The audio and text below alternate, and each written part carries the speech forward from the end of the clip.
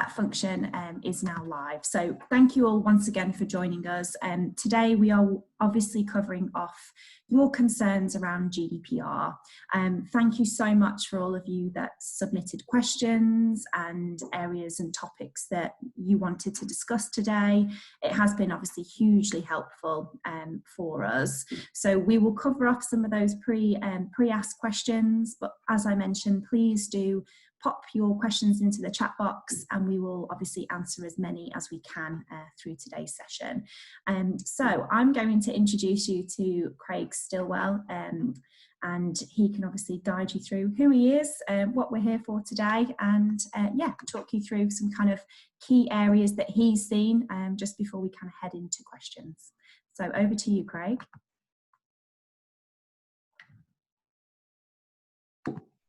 But yeah, I'm Craig Stillwell. I'm the head of the data services team at Judicium, and yeah, work with solely with schools across the UK. So work both in England and Wales quite commonly.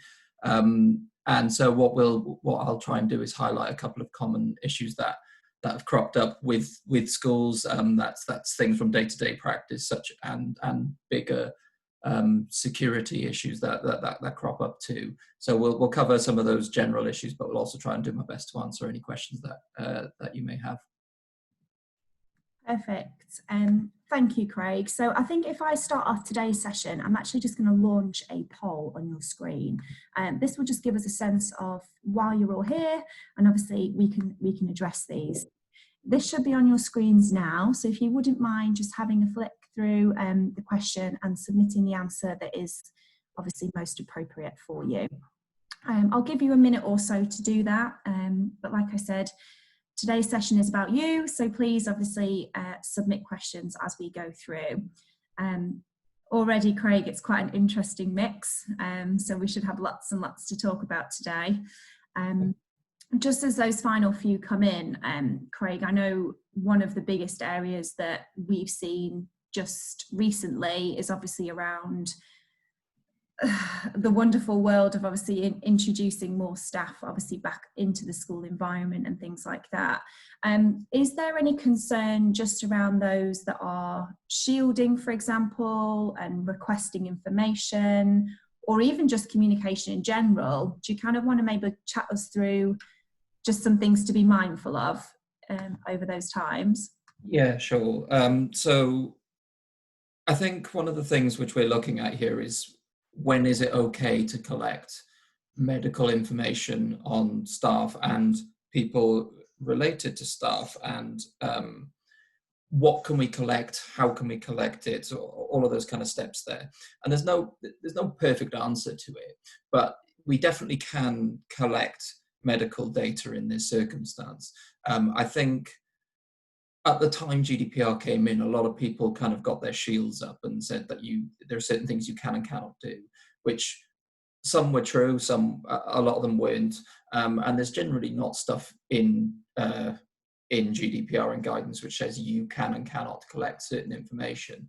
The ICO have actually tried to do their best to issue guidance on this area, amongst others, about what we can and cannot collect. And one of the areas that we definitely can do is collect medical data. There is the thing which we need to establish is, do we have a reason to collect it in the first place? Realistically, yes, we do, because, well, if we were trying to operate a safe work environment, we need to know whether there is any risk to everyone within that environment, whether that be staff, whether that be parents, whether that be children. There's quite a lot of people who could be affected there. So if we weren't able to collect that, that would really cause us a problem. So the things which we need to be careful of when we are collecting medical data, and I think some of the best practices in doing it, well, first of all, establishing our reason for doing so is fine. We need to do it in order, well, the ICO suggests that you can use public task or legitimate interest. I would say it probably falls more under legitimate interest. It's our legitimate business interest to know that to know this information in order to make sure that we keep people safe in that environment. But the things which we need to be careful of when we are collecting it is, one, are we collecting a proportionate amount of data? So are we doing enough to make sure that we're establishing that work environment? Do we need to know about relatives? Do we need to know about how far do we expand that net beyond people around it? And to be honest, it's trying best not to say, can you tell us about a medical history about you, and everyone else surrounding it. We need to know what's proportionate to this issue at the minute, the COVID-19. And you could ask, are you living with someone that is shielding, rather than asking, do you have relatives who are shielding? Trying to find things which are actually proportionate to this issue at this present minute in time. The other thing which we need to be careful of is proportionality, transparency as well, and that's making sure that we are kind of upfront with the individuals as to why we're collecting it and what we're using it. So when we are asking them for medical data, saying at the outset, this is what we're using it for, this is how we are using it, and this is who we're sharing it with, if we need to. So if, for example, someone became ill in the workplace, we would probably go down the route of having to need to tell other people that someone has symptoms so they could be affected. But we want to also be careful that we don't need to share names then. We don't need to tell people this person has these symptoms. So it's trying to be open and honest with people as much as possible about what we're using it for. The other thing that we want to be careful with as well is how long are we keeping it for, which can be difficult to give an established point of time, but we might want to think about how accurate that information is. So let's say I had symptoms. In a month's time, if they still had if my employer had a record on me saying I have symptoms, I no longer have symptoms, I had symptoms. How are we recording it, and how are we doing our best to make sure that that is not just accurate then, but remains accurate throughout time? So there are a few different things that we need to be careful of, but nothing which prevents us from using that data in the first place. Perfect. Thank you so much, Craig. I know that's been a huge question for quite a lot of the clients that we've supported, especially in this upcoming week of obviously things starting to change back into potential normal school life. But who knows? I'm just going to launch the results of the poll for you, Craig, which just gives you an idea of obviously people's concerns at the moment. So everyone should be able to see these on your screen now. I know you wanted to talk a little bit today, Craig, about kind of the sharing and communication and obviously people just being mindful, especially those working from home. So do you kind of want to talk to us a little bit about, just how people can put steps in place to potentially not share information that they don't want to? Yeah, there's quite a lot to unpick with that, and hopefully we'll get to some of that, not just by answering this part of the question, but hopefully some of these things will interlink with some of the later things that we'll talk about, such as video conferencing. But I've seen this as quite a regular thing. In fact, I've started to see schools who not just had an issue where a teacher had emailed the wrong person, but that after they then said, don't do that, here's some awareness on doing it, it's happened again. So it happens quite regularly, and to be honest, those errors do happen the odd occasion, but we want to try and limit that happening as much as possible. And what we want to be mindful of is raising awareness constantly. I'm going to try and talk about phishing in a bit, but I think similar principles apply. It's the more that people are aware of it, the less likely those things are going to happen. And I think it is useful for people to set up guidance on things like home working and video conferencing, because when we moved to lockdown and people need to get these systems in place quickly, I understood the need to act fast and having to deal with that. But most of these issues have happened following that, because those issues have kind of cropped up as and when we've gone along. And what we want to try and do is try and be preemptive to that rather than react to when that issue comes along. So trying to set up guidance and trying to raise awareness with staff can be useful in a number of different ways. So starting point is making sure that staff are aware when they are sending emails and communications to parents, students, whoever it may be, that first of all, they're using their work email address. I've seen a lot of people using personal communications to send to others, And I think sometimes it's because they're at home and they just think it's easier to do that. They're not necessarily doing it in a malicious way. They're doing it because sometimes if they're just trying to help someone and they kind of go into an autopilot and think it's easier, I'll use my own email. What's the harm in doing it? I'll send it through that communication.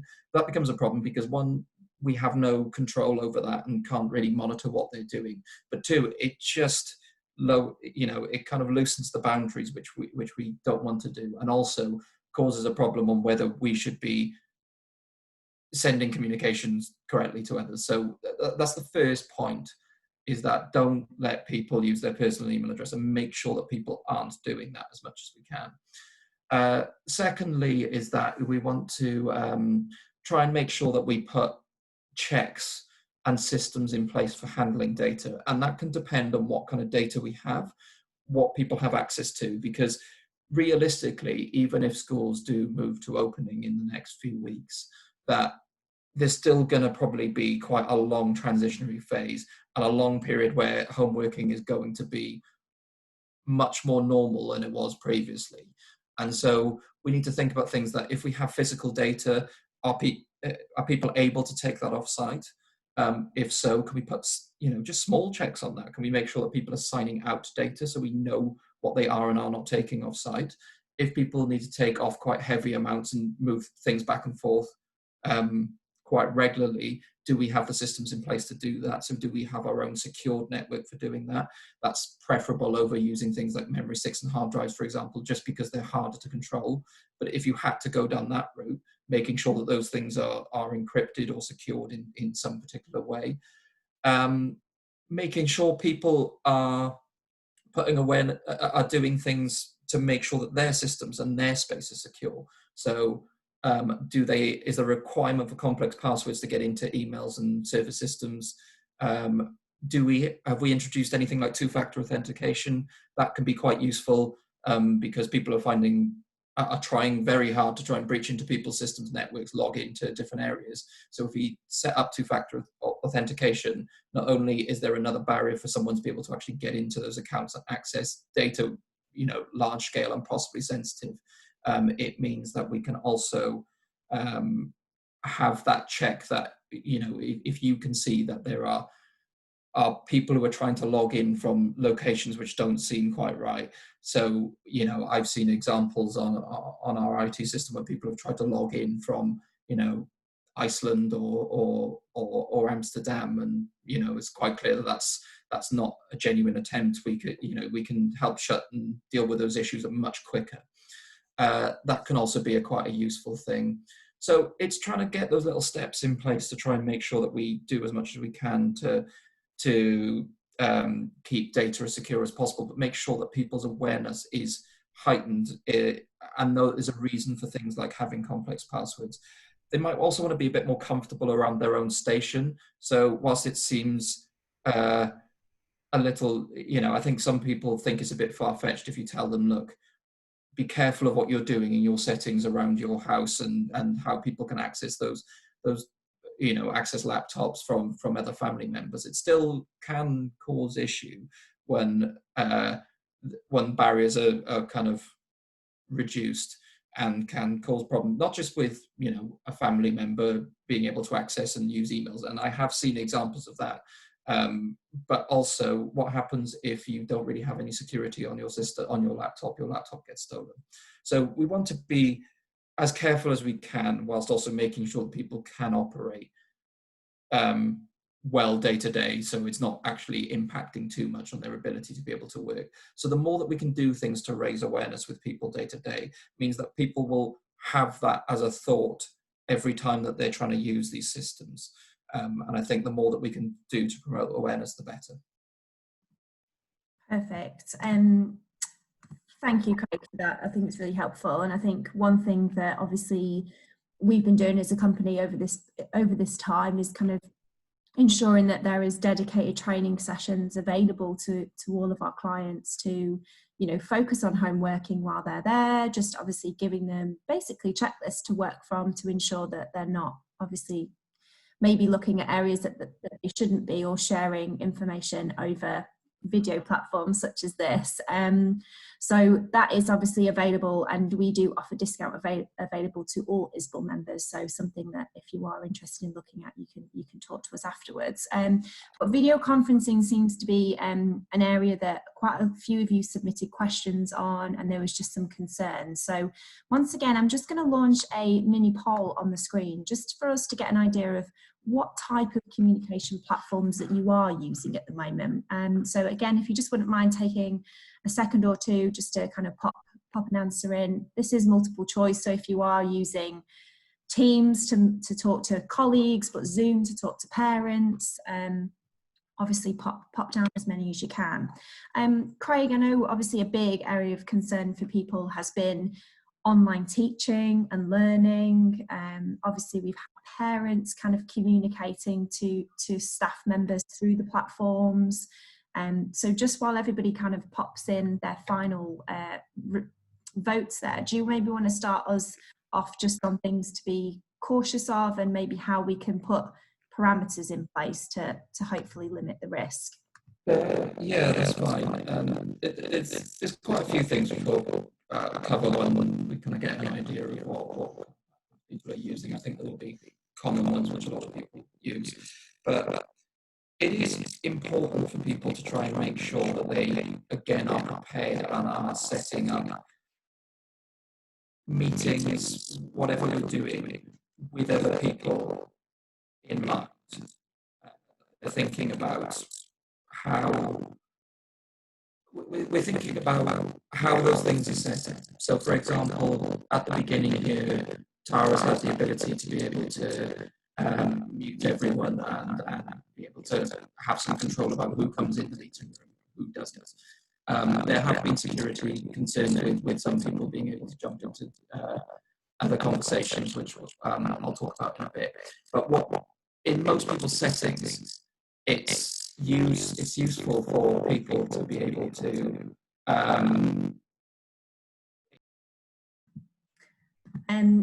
sorry, Craig, I've just muted you just for a second. There's a little bit of feedback from your microphone, so I'm just going to try and reconnect you back up again, and hopefully that eases it. But thank you everyone in the chat box who I'm also having trouble. So let's see if we can give it another go, Craig, and see if your connection comes back.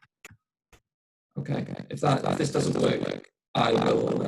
I've got a headset which I can use, which should hopefully eradicate that. Is that? Yes, Craig, if you wouldn't mind just popping your headset on, just because there is still a bit of feedback issue. I'll kind of talk you through some parameters, obviously just around teaching and learning while Craig is setting up. So one of the biggest things that we've seen is mostly where parents are able to access a Zoom call and record, for example, or people are able to access that call who they weren't intended to. So we have had some trouble where it is around setting up the parameters correctly. And obviously Zoom, for example, is a great function in today. I was able to turn off all your videos. I was able to mute you. I've stopped you being the ability to record. So I think one thing that we obviously put out, and we do do's and don'ts for all of our clients, is just around what to do, and also to prepare staff what not to do, to kind of put them in that position of risk. Craig, I know quite a few people have asked us about recording kind of lessons for safeguarding purposes, or just for reference points for people to monitor teaching levels.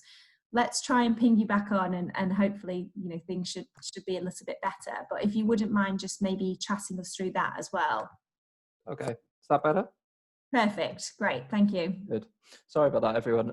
So in terms of recording conversations, it's a bit of a minefield in all honesty. And I think what I'm always cautious about people doing is using recording for the sake of it. So there's a lot of people who will use it for certain benefits. So for example, for this session, we are recording this session so people can use it for a training purpose. But there's very little to no personal data of anyone here. There is basically video and audio of me and of Tara in this situation. And that would be what's shared. So there isn't really you know, provided that I'm happy with it and Tara's happy with it, then that's fine in terms of what's able to be shared. And similarly, if you were using a teaching platform where people were teaching a number of students and they wanted to make sure that that learning material is available to others, provided that they are minimizing the ability, or, you know, the data that's being used by other students within that should be fine to be able to record. And that comes with, you know, quite a good purpose to do. But what I found some people are doing are putting these blanket, we must record all conversations for safeguarding. And whilst video conferencing is different to being in the classroom, we don't record everything that goes on in the classroom. So we do want to be careful about when we reach that peak of, do we need to record there? And there's no definitive answer which says you can or cannot record, but I am a little bit skeptical about doing that as a blanket point. What I would say to people is, can you put limits in place on each of those, in each of those circumstances? So, for example, if you did take that decision to record, are you getting the consent of everyone at the start? If you're working with younger students, are you getting the consent of the parents at the start? If you are doing that, how long are you keeping it for? We shouldn't really be keeping it for long periods of time. What happens? Are we actually just accessing them anywhere and everywhere, or are we only using them if they become a concern? How open are we being with people, how we're using those recordings? So there are a few different aspects that we can put in place with that. And I just saw something pop up in the chat, so I'll cover that kind of as a practical aspect as well. So clerk and governors meetings, that happens quite regularly too. It doesn't mean that everyone should go, definitely we should record all meetings, but for example, it might become more relevant if you have, if the clerk, say for example, has an ailment, which means that they actually struggle to be able to take down, minutes quickly, or they might have a hearing issue, which might mean that they struggle to be able to deal with all of the communications at once, which is why they want to record it in order to be able to type them up. But if they did that, one, are we making it clear at the outset? Two, they only need that recording for the purposes of typing up the minutes. So once they've typed up those minutes, we don't need them anymore. So make sure that we are telling people that we record it. And then once we're done with it, we are removing it. And also making sure that we keep that secure in an area which only the clerk can access at that period of time. So it's just trying to put those kind of steps in place for people to make sure that they know when they are recording stuff that there are boundaries which they need to reach. Because ultimately, if you are recording something, and I've had this conversation with people who want to record telephone calls, if you do record something, you're in control and you hold it. So if you hold that data, then you need to make sure that you need to be aware that people can make requests for that data. So subject access requests are probably going to be more forthcoming if parents know that you're recording conversations and they feel that there is an issue. Whilst you might be doing it for safeguarding or in case an incident comes up, they're likely to request those things too. And I just want to be careful knowing the boundary between when people do it for safeguarding or when some people basically just say we want to cover ourselves if a parent raises a concern, which is a slightly different thing. And so I want to be, it's always about establishing what our reason is in the first place before doing it, as well as then making sure that we are safeguarding against that. And do we have measures in place to limit the ability of that data being shared? How is it being securely stored, etc.? Thank you, Craig. And I think this is something that people have also been kind of communicating just on an admission appeal level as well. Obviously, we've now got to make sure that we are doing a fair and transparent process, mostly over video conferencing or telephones and things like that. So again, it's just being mindful that setting those kind of parameters, if you are using video platforms, to stop people as much as possible being able to record those sessions with your panel. Obviously, it's really difficult if they're going to do that secretly on a phone. That's also something that we need to be mindful of. But at least it then couldn't be shared because there wasn't any consent for them to record that in the first place. But thank you all so much for obviously the questions and things that you've submitted so far. I will obviously now just open us up just for a couple of questions. If there is anything that people do want to ask us, obviously please feel free to pop these into the chat box now.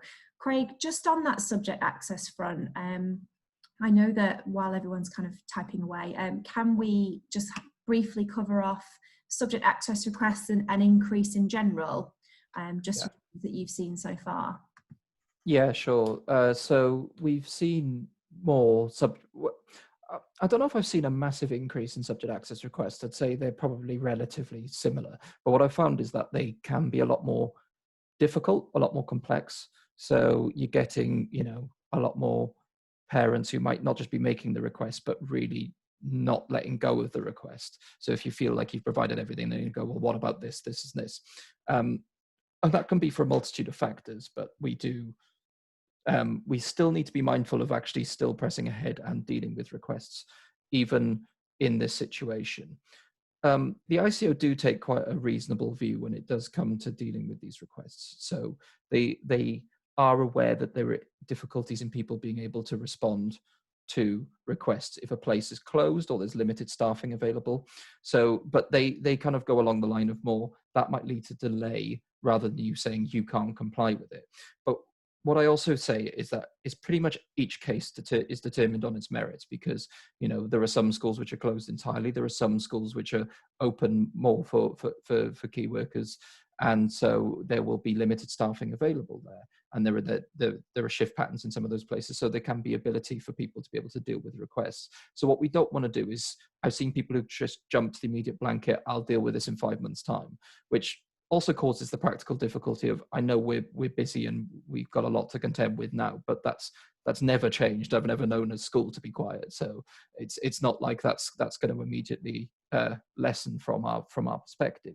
Obviously, if we do have difficulties in doing so, that is fine, but each case should be determined case by case, and we should be open with the requester straight off to say why we are having difficulties with doing it and when we might envisage being able to respond to them, as much as we can be specific about that. Some of that we might not be able to give a definitive answer on it. And one of the things that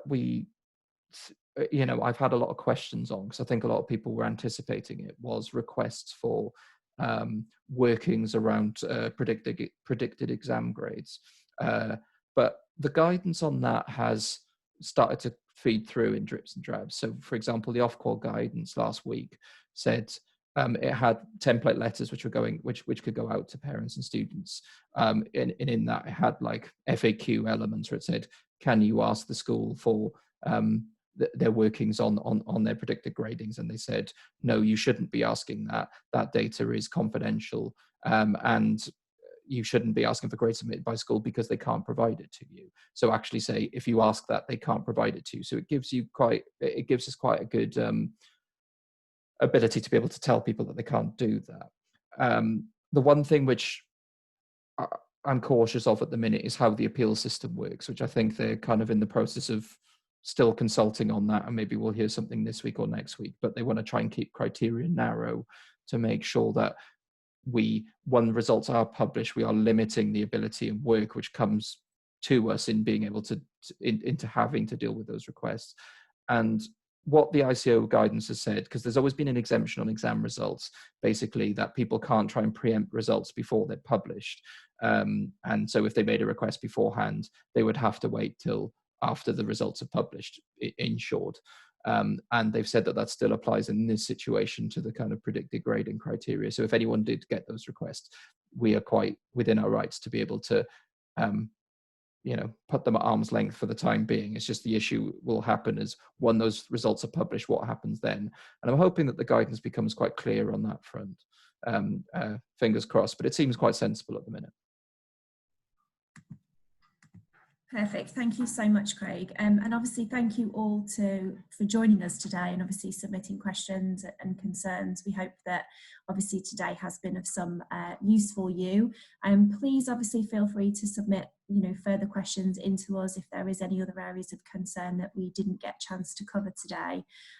We also will be hosting another session for ISBL members, but this topic will actually be on health and safety. So I know for many of you, health and safety at the moment is obviously a big area of focus just while you are in preparations to, I say reopen. Most of you have already been open, but it's just about obviously introducing more students into the kind of setting. So please do feel free to keep an eye out for that. It should be on the 26th of this month.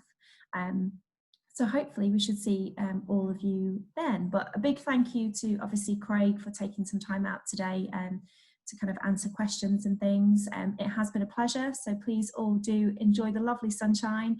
And if you need anything from us, we have been Judicium Education. So please do feel free to reach out and we look forward to hearing from you. Okay, thank you all so much. Take care. Bye. Thanks all.